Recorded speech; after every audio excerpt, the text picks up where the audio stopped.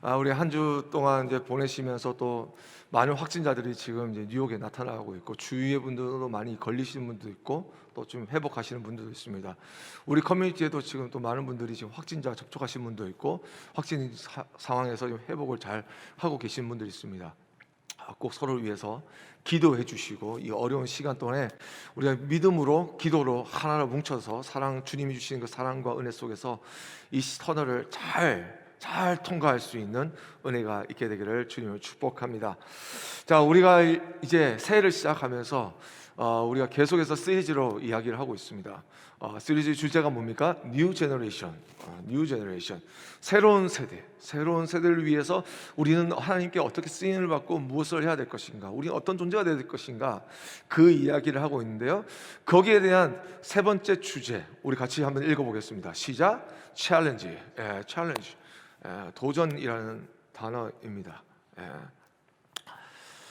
오늘 우리가 읽은 본문을 보면요, 6장에서 나타나는 그 본문에서 보면 되게 사람들은 기드온이라는 캐릭터를 생각할 때 이 사건을 많이 생각을 합니다. 실제로 이런 사건을 많이 생각하면서 무슨 일을 할 때 하나님을 간보듯이 계속해서 뭔가 거래를 하는 듯한 느낌이고, 어떤 조건부를 통해서 표적을 보면서 그렇게 하나님의 일에 동참하고 하나님의 일을 감당하는 모습을 보면서 야, 정말 의심이 많은 사람이구나라는 생각을 해 오셨을 것입니다. 그런 이야기를 들었을 분도 있다고 생각합니다. 제가 이번 주에 어떤 일이 있었냐면, 이제 우리가 6월 달부터 시작할 윌러브를 위해서 우리 이 지도자들, 교회에 있는 분들 전화를 하게 됐어요. 참 그동안 알았지만 참 이게 연합이라는 것이 참 쉽지 않구나라는 생각이 들더라고요. 제가 사람들한테 전화했습니다. 저희도 별 관심 없는데요. 저희도 뭐 생각해 볼게요. 좀 이렇게 됐어요. 우리는 정말 나는 열심히 준비하고 그것들을 만들어 기도하고 했는데 그렇게 됐어요. 모르겠어요. 나중에는 그분들의 마음이 바뀔지 모르겠어요. 계속 녹화하려고 그래요. 될 때까지. 근데 여러분 생각해 보세요. 그러면 사람들이 반응하지 않는다고 해서 그 기분을 내가 하나님의 응답으로 생각하겠습니까? 아니죠. 근데 우리가 생활하면서 그런 생활이 많아요. 하나님께 묻지도 않고 내가 느끼는 감정으로 하나님의 응답을 찾는 사람들. 기드온은요, 그런 실수를 행하지 않았다는 거예요. 말씀을 보세요. 여러분 6장부터 나오는 말씀을 계속 기드온의 삶을 읽으면 3장만 읽으면 3장만 읽으면 돼요. 하나님과 계속 끊임없이 이야기합니다. 기드온은요, 의심의 사람이 아니에요. 진짜 현실적인 믿음의 사람이에요. 어떻게 보면 그래서 어떤 사사들보다 더 중요하게 다루고 있고 더 디테일하게 다루고 있다는 것이죠. 오늘 이 말씀을 통해서 우리의 삶 가운데 주어지는 그 챌린지, 정말 진짜 챌린지가 뭔지 우리 한번 살펴봤으면 좋겠습니다. 첫 번째로 우리가 살펴볼 챌린지는 뭐냐면 우리의 한계입니다. 우리의 한계. 많은 사람들은요, 자신의 한계를 느끼는 것을 싫어합니다. 두려워합니다. 피하려고 합니다. 어떤 관계 속에서 이야기를 하다가, 아니면 무슨 게임을 하다가, 아니면 어떤 운동을 하다가, 어떤 일을 하다가 사람들은 이러죠. 야, 이제 참다 나 이제 나 폭발하겠어. 여러분 들어보셨죠? 여러분 해보셨어요? 그게 뭐죠? 자기의 한계가 이제 왔다라는 거예요. 사람들마다 그런 한계가 가지고 있다는 것이죠. 하지만 이거를 어떻게 내가 폭발하면 내가 무너지니까 그게 싫어서 다른 사람들에게 사인을 보내고 있는 거예요. 나 지금 한계점 왔어. 이제 그만 건드려. 제발 그냥 지나가자. 그러는 거죠. 사람들에게 능력에도 한계점이 있습니다. 그래서 그걸 넘으면 어떤 일이 나죠? 번아웃이 일어나는 이유가 뭡니까? 한계점을 넘었기 때문이에요. 그 한계점을 넘어서 그 전까지는 능력 있고 그 전까지는 활발하고 액티브했는데 이 한계점을 넘어가니까 어떤 일이 일어나요? 무능해지죠.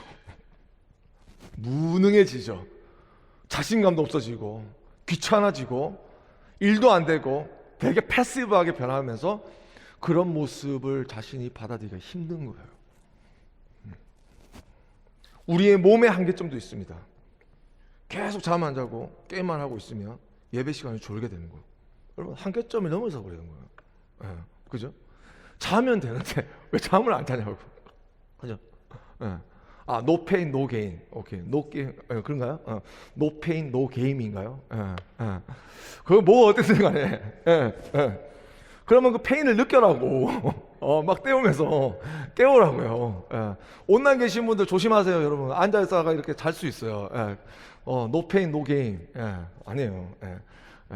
게임을 하려면 아프셔야 돼요. 고통을 느끼세요. 일어나셔야 돼요. 자, 제가 왜 이런 이야기를 하냐면요.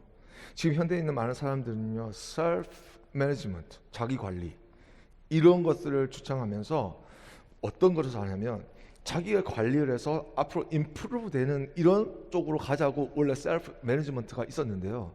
지금 많은 사람들은 어떤 식으로 하냐면 자기를 숨기기 급급하다는 거예요. 셀프 매니지먼트. 자기의 약점을 드러내지 않는 거예요. 자기의 부족한 모습을 드러내지 않는 거죠. 왜? 그렇게 되면 이 컴피티션이 강한 이 사회 속에서 밟힐 수 있으니까. 나를 룩다운 할 수 있으니까. 내가 그 한 실수로 disqualified 할 수 있으니까 그런 것에서 내 속에서 그것을 보여주는 게 나에게는 마치 적에게 내 가슴을 열고 나에게 칼을 쑤셔라 라고 하는 것과 똑같은 일이 되어버렸다는 것이죠. 그래서 그것들을 관리를 합니다. 자기의 꿈을 꿉니다. 자기를 가꿉니다. 근데 참 아이러니한 건 뭔지 아세요? 그렇게 가꾸고 그렇게 발전하고 싶고 하고 그렇게 많이 배우고 그렇게 많이 웃는 것 같은데 지금 이 시대에 정신병원에 환자들이 득실득실 거린다는 것이죠. 옛날 선사 시대보다 옛날 정말 바쁠 때 베이비붐 시대보다 지금 이 하이 테크놀로지가 있는 이 시대 속에서 많은 사람들은 괴로워하고 있다는 것이죠. 어떻게 발전시키고 어떻게 하이 레벨로 올라가고 어떻게 자산을 관리하고 모든 디테일이 다 나와 있는데도 그전보다도 엄청난 정보를 제공하고 있는데도 불구하고 그럼에도 불구하고 사람들은 그 속에서 무너져 버리고 있다는 것이죠. 그게 뭘까요? 잘못되었다는 거예요. 왜 잘못된지 아세요? 제가 예를 들어볼게요. 여러분, 제가 요즘에 이제 우리 아들 이제 트레이닝 시키고 있어요. 축구공 가지고 축구 시키고 있거든요. 그래서 축구공 가지고 이제 메시 막 이런 거 훈련 시켜요. 그럼 제가 메시 막 해가지고 이렇게 하거든요. 그래서 저는 아들을 오면 딱 보면 너는 나중에 커서 K 리그가 아니라 너는 프리미엄 갔으면 좋겠다. 그런 마음으로 안 키우겠어요. 그래서 만약에 걔가 열심히 해가지고 막 올랐어요. 그래서 내셔널 팀에도 들어가고 막 이렇게 올라갔다고 생각해요. 근데 여러분 그때 딱 됐을 때 내가 K리그 하게 될지 아니면 K리그 모르나? 한국 축구 리그 가야 될지 아니면 영국 축구로 가게 될지 손흥민이 뛰는 팀에 가지 맨유를 가야 될지 이거 어떻게 결정하는 거예요? 어떻게 결정하는 걸까요? 이 사람의 실력이죠. 근데 여러분 이 실력을 가지고 있는 사람들 공통점 특징이 뭔지 아세요? 자기 한계를 계속해서 오버컴하고 있다는 거예요. 자기 한계를 만나면 피하는 게 아니에요. 숨기는 게 아니에요. 매니지먼트 하는 게 아니에요. 그거를 칼을 갈고 들어가서 그거를 파괴시키는 거예요. 훈련을 하는 것이죠. 여러분 메시가 그냥 메시겠어요? 메시가 이렇게 노는 게 뭐 천부적으로 돼서 그러는 거죠 아세요? 아니죠. 훈련을 하는 거예요. 슛을 넣을 때 어떻게 될 것인가, 어떤 속도로, 어떤 각도로 어디를 차야 될 것인가, 누구보다도 더 섬세하게 접근하고 바라보면서 전술과 자기의 움직임과 모든 것들을 읽어가면서 그거를 맞추는 거예요, 여러분. 우리가 르브론을 너무 무식하게 생각하는 사람이 있습니다. 르브론 아세요, 여러분? 제임스? 르브론 제임스, LA 레이커스. 그 사람 뭐 그냥 뭐 덩치 크고 이렇게 막 때려놓고 이러면 다 점수 되는 거죠, 아죠? 여러분 그랬으면 다른 사람들 그 걔보다 더 정치 좋은 사람들 많아요. 점프력 더 좋은 사람들 많아요. 근데 왜 그 사람은 포인트가 그렇게 낮은데 이 사람은 왜 자꾸 NBA에서 거의 탑 레벨에서 계속 레전드로 남고 있어요? 왜 그런가요? 노력하는 거예요. 어떤 노력을 하느냐? 지금 현상의 유지가 아니라 내가 발견한 나의 한계를 부서뜨리는 뭐예요? 그 노력을 하는 거죠. 그게 진짜 노력이에요. 우리는요, 신앙생활을 하면서 그리스도인이라는 것은 무엇일까요? 처음 시작이 우리의 한계를 만납니다. 여러분, 우리가 죄인임을 고백하죠. 왜 죄인임을 고백합니까? 이 죄의 문제를 나는 해결할 수 없다는 한계를 만닥뜨리는 거예요. 하나님, 이걸 해결해 주십시오. 부탁을 하죠. 그 한계 속에서 머물러 있는 것이 아니라 그 한계를 풀어가면서 살아가는 삶이 그리스도인의 삶이라는 것을 우리의 신앙의 첫 번째 페이지에서 하나님 보여주시는 거거든요. 그러면 여러분 보세요. 그리스도인의 삶을 다시 정리해 볼까요? 한계를 만나면 두려워하는 사람, 한계를 만나면 피하는 사람, 한계를 만나면 무너질까 봐 그럴싸하게 포장하면서 살아가는 사람, 이 사람이 그리스도인입니까? 아니죠. 한계를 봤다면 그 한계 앞에까지 가는 거예요. 부닥치는 거예요. 그리고 이걸 가지고 내가 할 수 있는 능력까지는 하지만 그것이 안 된다면 나를 도우시는 하나님의 능력에 힘입어, 지혜에 힘입어 그것을 오버컴하는 사람이 뭐예요? 바로 그리스도인이죠. 놀라운 사실 뭔지 아십니까? 세계의 메시는 한 명밖에 없어요. 그죠? 그 사람이 그 자신의 핸디캡을, 키가 작고 그리고 다리가 짧고 이런 것들을 오버컴하기 위한 그런 훈련과 자기 자신 그것밖에 없어요. 그래서 그 자리에 오게 된 거예요. 손흥민? 그 사람 그렇게 된 거예요. 호날두? 다 그렇게 된 거예요. 그런데 놀라운 사실은 뭔지 아십니까? 그리스도인은요, 하나님께서 우리와 늘 함께 하시는데요. 여러분, 하나님이 뭘 하시는 줄 아세요? 우리의 한계를 넘어서주고 도와주신다는 것이죠. 우리 안에 계신 하나님께서 어떤 분이십니까? 우리를 돕는 자예요. 서포터예요. 카운셀러예요.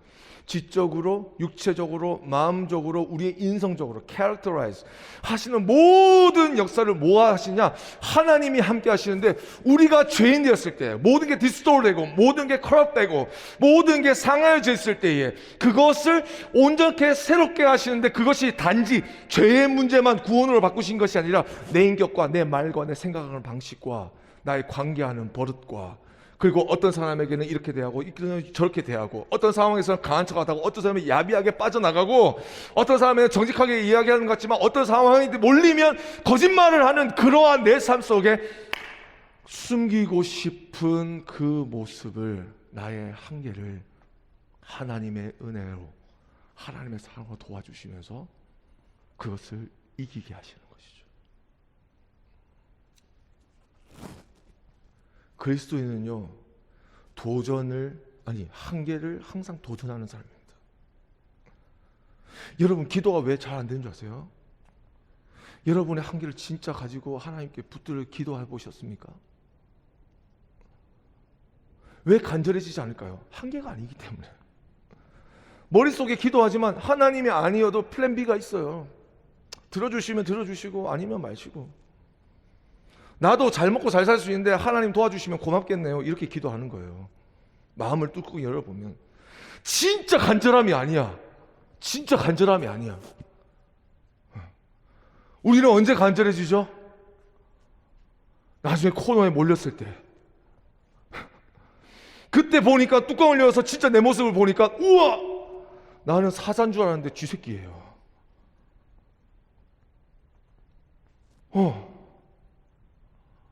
나는 능력 커패시티가 우와 이 정도는 될 줄 알았는데, 야 완전 좁쌀만한 거야.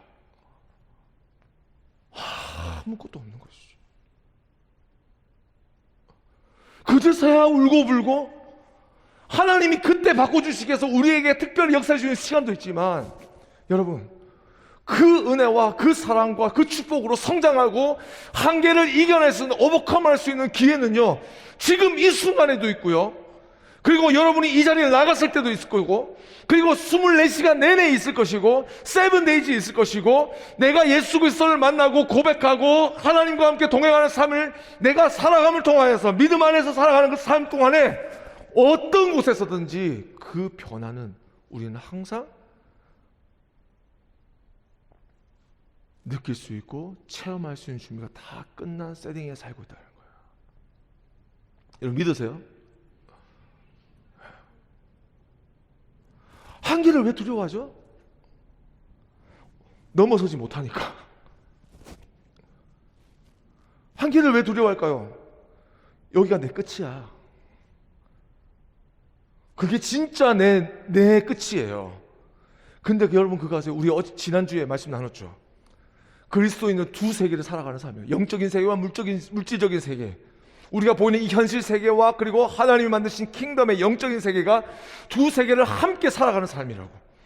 그래서 그를 향하여 나아가면 그 안에서 주시는 능력과 힘으로 살아가지만, 분명히 더 놀라운 사실은 뭐냐면, 내가 이 땅 가운데서 살아가는 가운데 내 물질 속에서 살아가지만 내가 하나님의 자녀이기에 나의 아버지 되신 하나님은 내가 그를 향하여 나가기 전에 그가 우리를 향하여, 나를 향하여 오심을 통하여서 내 삶 속에 있는 많은 문제들을 풀 수 있는 수많은 것들을, 그 은혜를, 그 사랑을, 축복을, 관계를, 기회를 하나님은 우리에게 허락해 주신다는 거예요. 그러니까 성경에 보면 두려워하지 말라. 그 다음에 뭐예요? 내가 너와 함께함이라. 한계에 부딪힐까봐 난 두려워요. 세상 가운데 살면서 나의 한계를 누가 알까봐, 그래서 그걸 약점을 잡고 나에게 들어올까봐, 아무것도 없는데 그걸 뚜껑을 열어볼까봐 염려하고 걱정되고 인시큐리티한 그런 엘티도 내가 살았는데, 아니구나, 내가 열면 하나님이 은혜를 부어주시는구나. 기도로 열고 믿음으로 열고 말씀으로 내 열면 하나님이 채워주시는구나. 그가 나를 향하여 오시는구나. 여러분, 이게 우리의 신앙생활이라는 거예요. 할렐루야. 그래서요, 그리스도인들은요, 한계로 살아가는 삶입니다. 한계로. If you find out your limitation, that's the opportunity to pray to God. opportunity예요. 찬스예요. 한계를 느낄 때마다 여러분 보세요. 여러분의 삶 가운데 기회가 뭐가 있습니까? 여러분의 플랜이 있습니까? 여러분이 가지고 있는 라직이 있습니까? 여러분이 세워놓은 어떤 삶의 길이 있습니까? 네, 좋아요. 걸으세요. 근데 그 끝자락에서는, 세상에서는 뭐라고 하냐면 그게 끝이라고 이야기해요. 더 없어? 더 없어? 이게 세상의 메시지라고요. 여러분 아세요? 내가 아무리 착하고 내가 아무리 목사여도요, 여러분, 내가 MTA를 탔어요. 근데 캐시가 없어요. 내 어카운트에는 돈이 있어요. 돈 없어? 내려! 이거예요. I'm pastor. I don't care. Sorry. 세상이죠.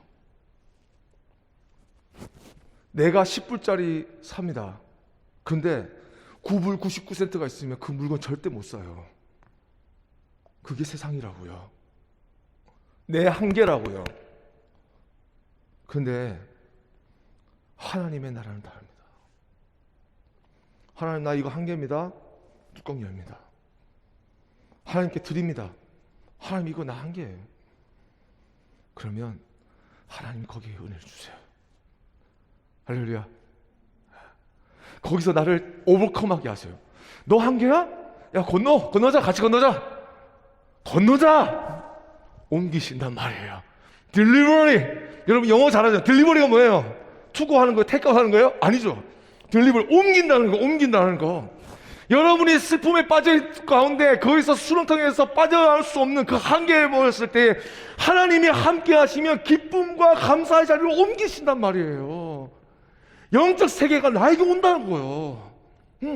실패에 있습니까? 그 실패에 있을 때 하나님, 나 이거 끝입니다 라고 부르짖으면 거기서 옮기셔서 어디로요? 하나님의 은혜와 축복의 자리로 옮기신다는 거예요. 그러니까 여러분, 하나님 앞에서 뭘 해야 되는 줄 아세요? 나의 리밋이 뭔지를 알아야 돼요. 나의 밑바닥까지 봐야 돼요. 진짜 truly 내가 누구인지를 알고 그것을 가지고 하나님께 나아가야 돼요. 그러면 어떤 일이 일어나는 줄 아십니까? 변화가 시작되는 겁니다. 승리가 되는 겁니다. 성장이 되는 겁니다. 성숙이 되는 겁니다. 진짜 발전이 되고 정말 레벨업 하는데 점프업이 되는 거예요. 여러분 할렐루야. 여러분에게 그 은혜가 있기를 주님 축복합니다. 승리하는 은혜가 아니라 한계를 만나는 축복이 있기를 주님 축복합니다. 한계를 만나서 여러분의 기도가 터져 나오기를 주님 축복합니다. 하나님의 말씀을 읽어야 하는 이유가 정말로 세상의 어떤 것보다 더 중요한 한계를 만나는 축복이 있기를 여러분 축복합니다. 정말. 오늘 말씀을 보세요. 하나님은요, 사람의 한계를 사용하십니다. 사람이 한계를 만났을 때 하나님이 역사하십니다. 뿐만 아니라 그 한계를 하나님은 만들어 가십니다. 오늘 말씀에 7장부터 나타나는 이제 미디안과 전쟁을 하기 위해서 모여드는데 중요한 건 뭐예요? 이제 이 므낫세 족속이었던 이 기드온이 이제 전쟁을 치러 가야 되니까 군사를 모집해야 될 거 아니에요? 근데 모든 열방에 있는 민족들에게 다 우리 12지파에게 다 야 얼마씩 걷어봐, 야 사람들 몇 명씩 찾주래, 이렇게 하지 않았어요. 오늘 말씀을 보면 어떤 한 사람을 채웁니다. 그와 함께 수하였습니다. 그 사람이 사람들을 모읍니다. 그리고 그 사람들과 함께 나아가는데 그 사람들이 누구냐? 바로 므낫세 족속, 자기의 족속에 있는 사람들, 그리고 그 주위에 있었던 몇 족속들에 사서 장정들이 모여서 전쟁을 하게 됩니다. 그 숫자가 몇 명이냐? 32,000명. 근데 말씀을 보세요. 여러분 2절 말씀만 보시겠어요? 2절 말씀. 여호와께서 기드온에게 이르시되 너를 따르는 백성이 뭐라고요? 너무 뭐라다고요? 많은즉 너무 많다고 그래요. 너무 많다고 그래요. 너무 많다고 그래요. 그래서 그들을 야 너네들 혹시 지금 싸우는데 죽을까 봐 두려우면 집에 가 라고 했더니 좀 남은 줄 알았는데 22,000명이 갔어요. 그리고 10,000명이 남은 거예요. 근데 여기서 10,000명이 남았으면 이거 갖고 싸워야 되잖아요. 근데 어떻게 됐을까요? 4절 말씀입니다. 우리 한번 더 읽어봐요. 시작. 여호와께서 또 기드온에게 이르시되 백성이 아직도 많으니 야 물로 가. 그리고 물 먹는 모습 보고 야 이 그룹은 가고 이 그룹은 집으로 돌려보내. 근데 이 남은 숫자가 몇 명이라고요? 300명이라고요. 여러분 잘 생각해 보세요. 지금 어떤 한계가 있냐면요, 32,000이라는 그 한계는요 기드온의 리더십의 한계예요. 이해되세요? 자기의 인플루언스를 줄 수 있는 지파들에게 가서 모은 사람이 32,000명이에요. 그러니까 장군이 세워지면 그의 수하가 될 거 아닙니까? 그러면 장군이 어떤 사람이 이수신 장군이다 그러면 우리가 다 벌떼같이 몰려들겠죠. 근데 기드온이니까 저 뭐야 뭐 이러면서 야 우리는 에브라임은 좀 크지, 유다는 좀 크지, 우리 성골인데 아니지, 므낫세 저거 뭐야 저거 이상한 애잖아 저거. 그래서 그나마 따랐던 사람이 32,000명이 모였다고요.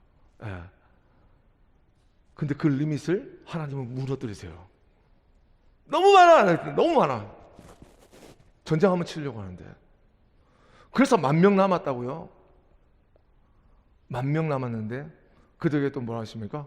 야 아직도 많아. 컷하신데 300명. 이건 무엇일까요? 이스라엘의 영적인 수준을 이야기하는 것이죠. 야 지금 모인다고 하면 인구는 이것보다 더 많고 만배는 많지만 너희들이 정말 마음을 다하고 뜻을 다하여 나 사랑하는 사람 이 땅 가운데 300명밖에 없어. 그걸 보여주시는 거죠. 여러분 32,000에서 300명입니다. 그러면 몇 퍼센트 남은 거예요? 단 1%. 하나님은요 어떤 걸 가지고 사용하시냐면요 1%를 가지고 사용하세요. 이게 하나님의 디테일입니다. 여러분 하나님은 우리가 한계를 만났다는 건 뭐냐면요 우리의 99%가 다 벗겨졌다는 거예요. 그리고 1%만 당근안에 남았다는 것이죠. 근데 1%가 그 300명이 집으로 돌아간 99%보다 더 강한 정신력과 마음의 무장과 믿음과 그리고 승리에 대한 확신으로 훈련되어져 있는 병사였던 것이죠. 하나님은 그걸 보셨던 거예요. 덕지덕지 붙어 있는 거 이걸로 살아가는 삶이 아니라 정말 코어를 가지고 살아가는 믿음의 사람을 하나님은 원하셨던 거예요. 이 1%가 사실 우리에게 주어진다면, 사실 우리의 신앙 가운데서 이 신앙의 문제에 있어서 1%가 회복되지 않았기 때문에, 1%의 문제가 해결되지 않았기 때문에, 그래서 우리의 삶 속에는 어쩌면 하나님의 역사심을 못 보고 있는지 모른다는 거죠. 오병이의 사건이 어떻게 됐나요? 여러분, 말이 오병이었지 아예 도시락이에요. 근데 그 도시락이 어떻게 됐을까요? 하나님께 온전히, 예수님께 온전히 드려지니까, 거기서 축복하시면서 하나님의 능력과 만나게 되니까 장정만 5,000명이에요. 그들을 먹이고 12광주리가 남았어요. 마태복음에 그 다음 사건 뒤에 곧 이어서 또 4,000명을 먹이는 사건이 또 일어나지 않습니까? 그런 일들을 하나님이 왜 주시냐고요. 하나님의 나라에 일하는, 하나님이 만들어 가시는 그 일들의 법칙이 있다는, 원리가 있다는 거예요. 그것은 무엇입니까? 하나님은 1%만 있어도 완벽함을 만드신다는 것이죠. 1%만 있어도. 그래서 여러분, 인류의 죄를 해결하시기 위해서 하나님은요, 모든 사람 십자가에 달려 죽게 하지 않았습니다. 참되신 하나님, 아들이신 예수 그리스도를 이 땅 가운데 보내셔서 죄 없으신 그분이 인류를 위해서 죽으시는 단 1%의 희생을 통하여서 나머지 90%의 모든 사람의 죄의 문제가 다 해결된 것이죠. 인생에 있어서 가장 중요한 문제는 뭐냐면요, 크다 적다가 문제가 아니에요. 많다 적다가 문제가 아니에요. 진짜냐 아니냐의 문제입니다. 신앙도 마찬가지예요. 여러분, 신앙생활 많이 했다? 안 했다? 큰 교회 다닌다? 안 다닌다? 뭐 그 교회 목사님 뭐 어떻다? 아니다? 뭐 분위기가 좋다? 안 좋다? 이거 다 가짜예요, 여러분. 그건 99%예요. 진짜는 뭔지 아세요? 진짜는? 여기서 오면 하나님의 말씀이 진리의 말씀으로 선포되어지고 세상의 가치관과 타협하지 아니하고 복음이 진리답게 하나님의 뜻 가운데서 선포되어지고 있느냐 없느냐, 그것만 1%만 붙잡으면 이 세상에 어떤 환난과 핍박이 일어나도 주님이 오시는 그날까지 그 복음을 붙드는 교회는요 영원합니다. 할렐루야. 여러분 믿으세요? 교회만이 이야기가 여러분의 인생의 문제라니까요. 여러분이 잘 되든 안 되든 여러분 그게 중요한 게 아니라 1%를 붙잡아야 돼요. 1%. 나를 무너뜨리는 것이 1%만 있으면 내가 무너진단 말이에요. 내가 자라나는 것도, 내가 성장하는 것도, 내가 발전하는 것도 1%만 진짜만 붙잡으면 내가 성장할 수 있다는 거예요. 근데 자꾸 99%에 취해가지고 요즘에 좀 잘 나가는데 내 전공 잘 정했네. 나 이제 이래가지고 레즈메 좀 더 꾸며가지고 다음 또 프로모션 받아가면 내가 또 집 얼마 정도 살 수 있겠네. 이런 90%, 99%의 생각으로 가득 차고 계획으로 가득 찬 사람이 아니라, 이것이 내 것이 아니라 진짜 하나님 앞에서 내 모습 이대로, 내가 하나님 앞에서 봤을 때 나는 어떤 사람일까?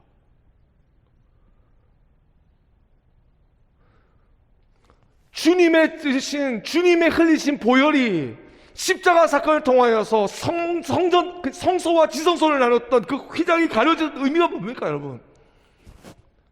하나님께 나아갈 수 있다고요. 나아가는데 우리는 어떤 존재예요? 잘 나가는 애? 좀 잘 될 애? 능력 있는 애? 센스 있는 애? 아니요. 죄인입니다. 죄인이라고요. 내가 왜 이렇게 안 될까? 내가 이 세상을 왜 이런 모습으로 있을까? 이 팬데믹 속에서 나는 왜 이렇게 살아야만 할까? 이 두려움과 이 공포, 이 막막함, 이 억누르는, 어깨를 누르는 이 프레셔, 이런 것들 앞에서 내가 주눅드는 이 순간 우리는 뭘 느끼냐면, 이것이 왜 왔을까? 죄라는 거예요. 불완전하기 때문에 죄를 범하면서 그 땅에 가시가 피고 덤불이 피면서 열매를 맺지 아니하고 죽어가는 땅이 되어버리는 것처럼 우리의 삶에도 그런 일들이 일어나고 있다는 것이죠. 그때 우리는 무엇을 해야 됩니까? 주님 앞에 나아가야죠. 단 1%의 내 자신을 놓고 진짜 나의 엑기스를 가지고 나아가야죠. 나의 한계를 받으면서 천부여 의지없어서 손들고 옵니다. 주님, 나를 막대하시면 어떻게 합니까? 나를 구원해 주세요. 나를 좀 도와주세요. 하나님 앞에서 절규할 수 있는 그 한계를 들고 나아가는 그 모습이 무너지는 모습이 아니라, 버려짐의 모습이 아니라, 실패의 모습이 아니라 새롭게 시작하는 변화의 기회라는 것입니다. 사랑하는 스테반 지체 여러분,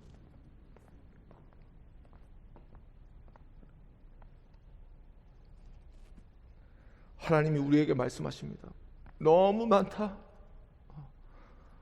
저는 이 말씀 준비하면서 그 생각을 했어요. 야, 우리가 지금 어떻게 교회를 살려 나갈까? 그리고 또 이 지역에 있는 어떤 우리 다음 세대들을 어떻게 하면 일으켜 세울까? 우리 젊은이들 어떻게 교회에 올 수 있게 할까? 하나님 나에게 말씀하십니다. 너무 많다. 너무 많다. 너무 많다. 그러면 이렇게 할까요? 아직도 많다. 아직도 많다. 하나님은 어디까지 역사하실까요? 내가 1%가 되는 그 순간까지.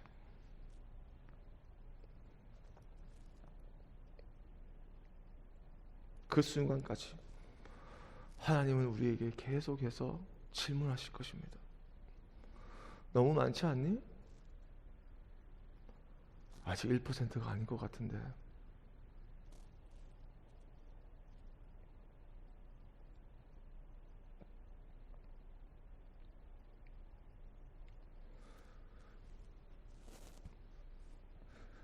우리가 신앙생활을 하면서 은혜 받는 일들 참 많았죠.